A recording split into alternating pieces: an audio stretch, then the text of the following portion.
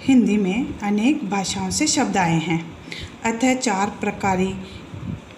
प्रकार की भाषाओं के उपसर्ग हमने लिए हैं। हिंदी के उपसर्ग, अरबी फारसी, तो इसे हम उर्दू भी कह सकते हैं। तो अरबी और फारसी के उपसर्ग, संस्कृत के उपसर्ग, अंग्रेजी के उपसर्ग, जैसा कि मैंने आपको पहले भी बताया था उपसर्ग के प्रकार, तो यह उपसर्ग की तरह ही प्रयोग किए जाने वाले शब्द हैं।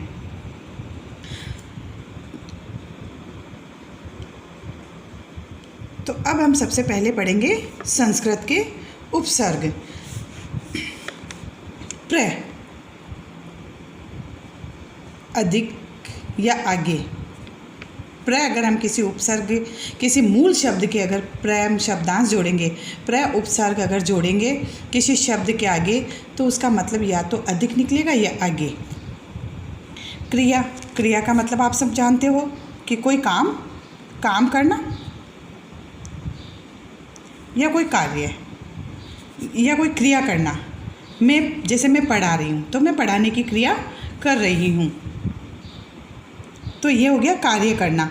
लेकिन जैसे ही हमने इसके आगे प्र उपसर्ग जोड़ लगा दिया, तो प्र उपसर्ग लगाने के बाद ये क्या हो गया, प्रक्रिया। तो प्रक्रिया, तो यहाँ शब्द का अर्थ ही बदल दिया। प्रक्रिया, मैंने बच्चों को पढ़ाया तो उस पर बच्चों की क्या प्रक्रिया हुई, तो यहाँ प्रक्रिया की मतलब किसी ने आपकी कही बात पर क्या प्रक्रिया की। उसी तरह से दूसरा शब्द है वाह। वाह है शब्द, या तो आपको कोई चीज़ अच्छी लगती है तब कहते हो,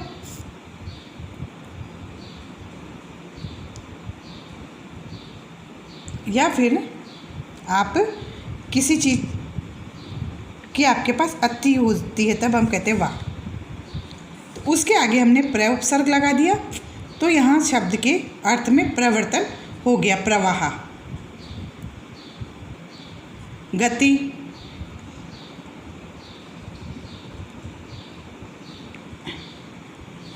चलना, गति करना।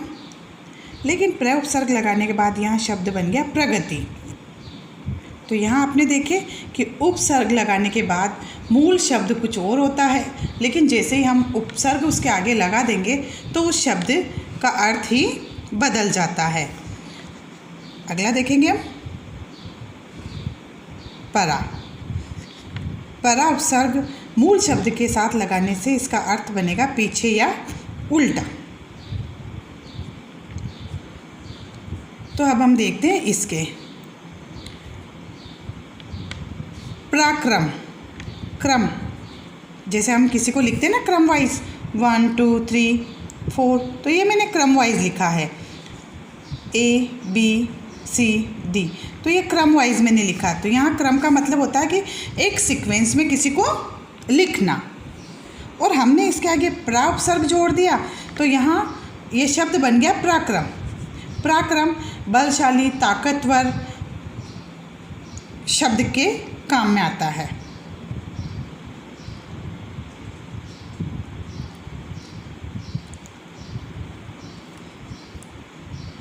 दूसरा शब्द आता है हमारे पास पराधीन। तो यहाँ मूल शब्द क्या था हमारे पास, अधीन। अधीन शब्द हो गया, तो इसके आगे हमने परा उपसर्ग लगा दिया, तो ये बन गया पराधीन।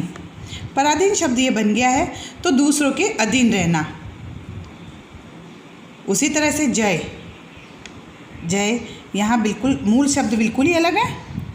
जय मूल शब्द बिल्कुल आपके अलग है इस जगह, लेकिन जैसे ही हमने उपसर्ग लगाया और ये शब्द हमारा जो जय था वो पराजय में बदल गया, तो उल्टा हो गया, जय का उल्टा हो गया।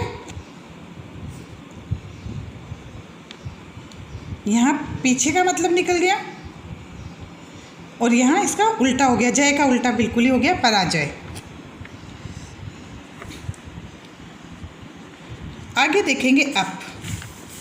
यदि हम किसी के प उपसर्ग लगाते हैं, अप मीन्स बुरा या हीन। अप का अर्थ होता है बुरा या हीन। तो मूल शब्द के अपशब्द लगाने से किस तरह से उसके अर्थ में परिवर्तन आता है। देखिए मूल शब्द है यहाँ पर कार। देखिए बच्चों, आप मूल शब्द है यहाँ पर कार। कार शब्द का मतलब आप किससे लोगे? 4 व्हीलर से।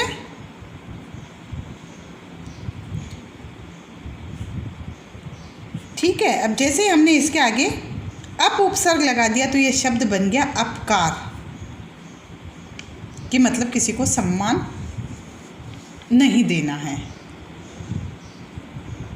उसको अपमानित करना, उससे हो गया।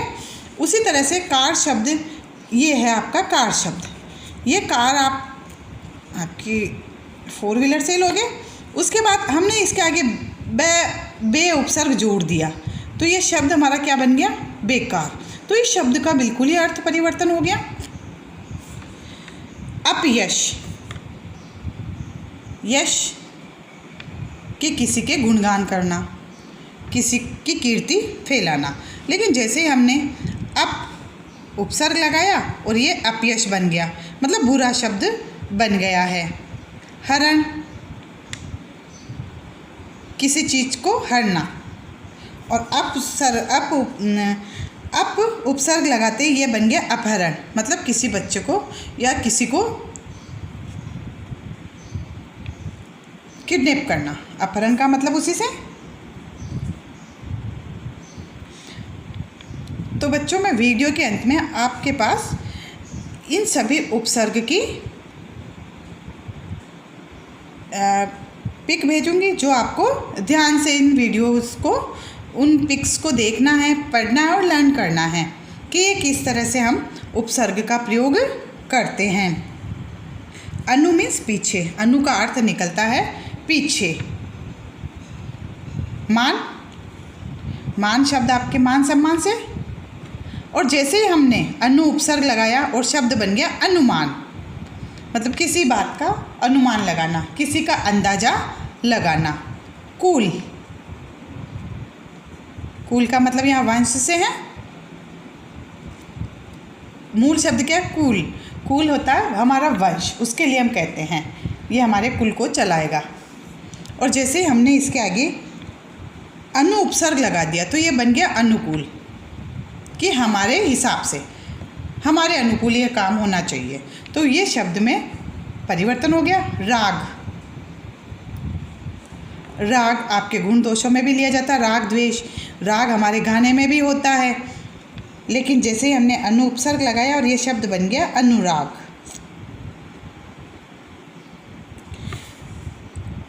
अगला देखते हैं इसका नियम। दुर, दुर मीन्स बुरा या कठिन। गति शब्द के हमने दुर उपसर्ग लगा दिया, यहाँ पर रह गए के ऊपर चला गया है। तो यहाँ क्योंकि इधर हमारे पास रह के नीचे हलंत था। हलंत का मतलब है, जैसा आपने वर्ण विचार में हमने पढ़ा था कि शब्द वर्ण के नीचे हलंत लगने से वो स्वर रहित हो जाता है। तो ये जो रह है इसकी मात्रा ऊपर लग गई है, तो ये शब्द गति के हमने दुर उपसर्ग लगा दिया। दुर्गति, बुरी गति। बल मीन्स बलशाली, जैसे हमने दूर उपसर्ग लगाया और शब्द बन गया दुर्बल, कमजोर। भाग्य, किस्मत। और जैसे हमने इसके आगे दुर उपसर्ग लगाया और शब्द बन गया दुर्भाग्य, मतलब कि हमारा भाग्य अच्छा नहीं है, हमारा दुर्भाग्य है कि वो हमें नहीं मिला। इस तरह से शब्द के अर्थ में परिवर्तन हो जाता है। वि अभाव में या विशेष में। वि का अर्थ, वि उपसर्ग या तो किसी के अभाव में लगेगा या किसी विशेष के लिए। विभाग, भाग के आगे हमने वि लगा दिया तो विभाग विशेष हो गया। देश शब्द के आगे हमने वि उपसर्ग लगाया, विदेश। योग, किसी का योग करना। योग का अर्थ भी आप दो से ले सकते हो, एक तो आप किसी चीज़ को जोड़ने में और एक आप इसको योगासन में, दोनों में हम इसको ले सकते हैं। लेकिन हमने जैसे ही वि उपसर्ग जोड़ा और ये शब्द बन गया वियोग, किसी का किसी से अलग होना।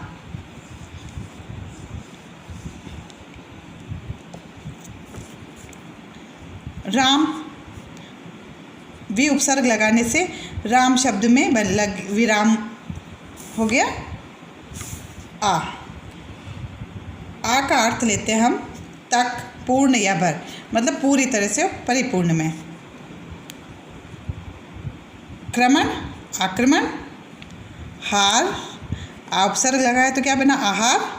जीवन आ उपसर्ग लगाने से बना आजीवन। चरण आ उपसर्ग लगाने से बना ये आचरण। बेटा आप लोग ध्यान से देखना, क्योंकि जैसे ही उपसर्ग हम लगाते हैं तो शब्द के अर्थ में परिवर्तन हो जाता है। नी का अर्थ लगाते या तो अभाव में या अधिक में। वारण नी उपसर्ग लगाते ही निवारण। वास कि कहीं रहना। वास का मतलब होता है कहीं रहना, कि हम कहीं पर भी रहकर वास करते हैं। जैसे आप स्कूल में 7:30 बजे से लेकर 2 बजे तक, आप 1 बजे तक आप रुकते हो, तो आप कह सकते हैं कि मैं 7:30 से 1 बजे तक स्कूल में वास करता हूँ। और निवास जो है वो आपके रहने का घर, जहाँ आप रहते हो हमेशा। निवास अर्थ में परिवर्तन हो गया। रोध निरोध, शेद निषेध। तो उपसर्ग लगने के बाद इन शब्दों में परिवर्तन हो गया। सु का अर्थ है अच्छा या सहज। जैसा कि हमने पुत्र के आगे भी सु लगाया था तो क्या था, वो एक अच्छा पुत्र बन गया। तो अच्छा या सहज में। कर्म कर्म के आगे, कर्म तो सभी करते हैं, लेकिन जैसे ही हमने सु लगा दिया, सुकर्म अच्छे कर्म। गम दुख होना किसी को, और जैसे सु उपसर्ग इसके लगा और ये क्या हो गया, सुगम, मतलब हर चीज़ सरलता से सहजता से हो गई है। लब सुलभ, शील सुशील, इस तरह से। सहित या के साथ। सकुल कुल में जोड़ना, और जैसे ही हमने स लगाया और सकुल हो गया।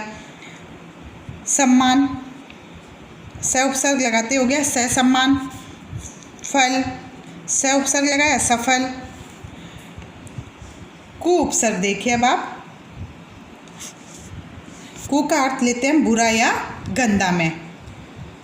रूप के आगे हमने कु उपसर्ग, रूप सुंदरता से, जैसे हमने कु उपसर्ग लगाया और कुरूप, ये बस सूरती में बदल गया। कृत्य कोई भी कार्य, और कुक उपसर्ग लगाते ही वो बुरा कार्य हो गया है। पुत्र कु उपसर्ग जैसे ही लगाया कुपुत्र, कुसंग कुफल। तो इस तरह से शब्द का अर्थ बदल जाता है। प्रति प्रति का प्रत्येक या उल्टा। प्रतिकूल अपने उल्टा हो गया कि ये चीज़ मेरे अनुकूल है, वापस हम नहीं, ये मेरे बिल्कुल प्रतिकूल है, उल्टा हो गया। प्रतिरोध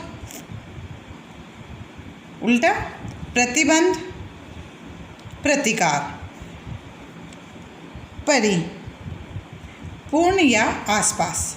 परिक्रमा क्रमा के परि उपसर्ग लग गया परिक्रमा। माण के जैसे परि उपसर्ग लगा परिमाण। पूर्ण, ये पूर्ण अपने आप में वैसे ही है, पर जैसे ही परि शब्द लगा परिपूर्ण, तो वह अपने आप में पूरी तरह से पूरा है। तो ये हो गया हमारा संस्कृत के उपसर्ग।